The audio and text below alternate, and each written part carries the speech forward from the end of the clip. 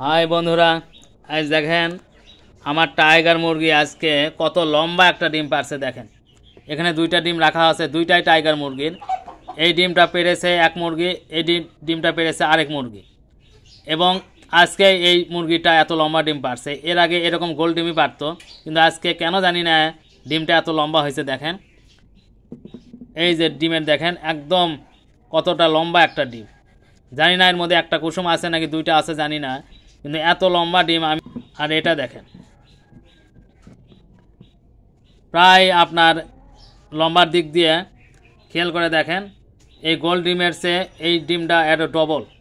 আমি আঙুল দিয়ে মাপতেছি, এই যে দেখেন আমার 4 ইঞ্চির থেকেও একটু মানে 5 ইঞ্চি লম্বা ডিমটা। দেখেন 5 ইঞ্চি, খেয়াল করে দেখেন ফিতা দিয়ে মাপলে একটু ভালো হতো। তো যাই হোক 5 ইঞ্চি লম্বা ডিমটা।